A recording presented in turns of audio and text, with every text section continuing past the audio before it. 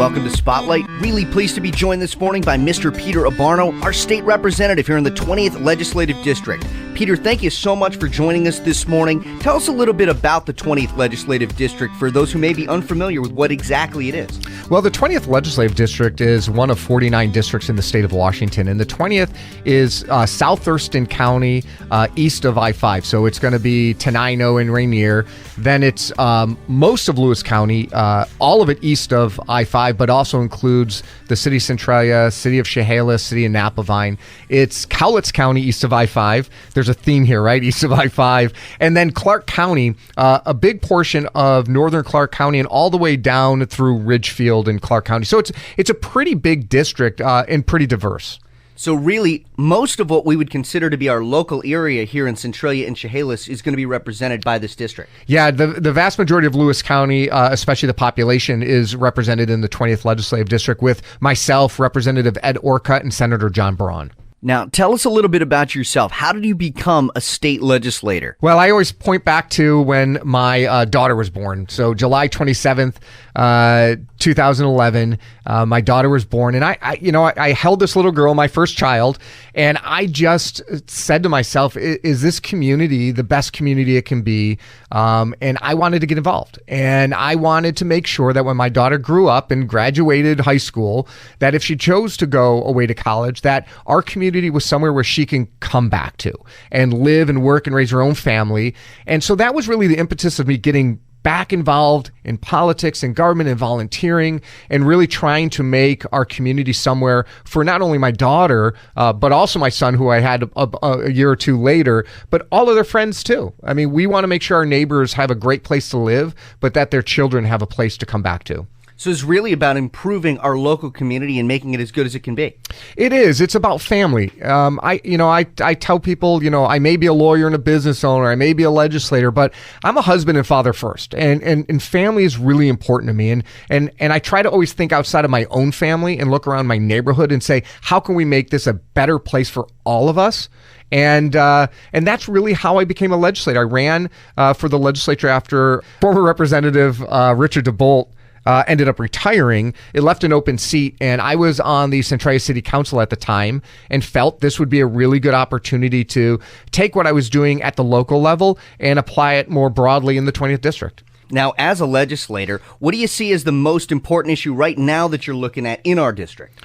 Well, I think it's representing working families and those on fixed incomes to deal with high inflation, cost of living, cost of fuel, and just the layer and layer of taxes and regulations that are making it more difficult for families to be successful and to end intergenerational poverty. So, I mean, that's a generalized umbrella kind of response, but with that comes childcare deserts, making sure that we have early education and childcare so that families can, get a better education or maybe go seek employment, but also so our children are set up for a successful educational career and make sure that they are kindergarten ready.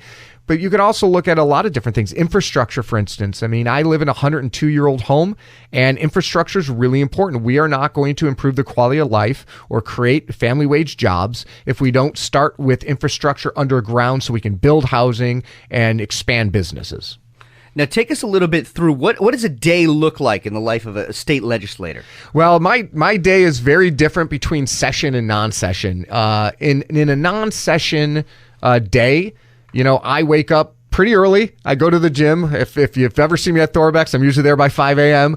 And then I get to work and I do my law job unless I have a meeting. And then, I pepper through the day. Usually I get done around 7, 8 o'clock unless I have, kids' sports to do. I pepper throughout the day, meetings with my clients, court hearings, but also I serve on a lot of different committees. Legislative committees I serve on are the Environment and Energy Committee. I'm assistant ranking member on capital budget, and I also serve on the Civil Rights and Judiciary Committee. In addition to those legislative committees, I serve on a lot of different task force, paid family and medical leave, the Office of Civil Legal Aid, and a bunch of different other committees that take up a lot of my time. So I meet with clients, I meet with constituents, I do legislative and law work. In session, a session could be anywhere from 2 to 3 months where you're literally in session in your legislative office or on the floor all day long only. And that's sometimes very difficult, and it can be a real strain on family and your personal life, because, you got to be healthy and happy, and a quality of life is important when you're in the legislature working sometimes on the floor for 20 hours. So, it's vastly different, and in their own way, very fulfilling, especially when you feel like the ball is moving forward on issues that are going to help your community. Now, there's that whole other side of the job that you mentioned about when it's not in session. So what is that part like? Yeah, it's on Thursdays. I've been hosting Let's Talk About It. So on KELA, but there's been a lot of, again, it's all about balance. If you're going to be successful in work or the legislature, you have to have a good balance, and you have to be really ground into your community to with the finger on the pulse to know what's going on. So, my out of session life is really community based. It's family based. It's trying to deal with the legislative issues, drafting bills, meeting with staff, but also making sure my law firm clients and my friends and my family also get an equal amount of attention. So it's balance. Now we're going to do a little bit of learning here. Throw us back to a Schoolhouse Rock here. How does a bill become a law? Well, yeah, someone gave me that book when I first got elected to the legislature, and I actually read it because it was funny and it brought back a lot of memories.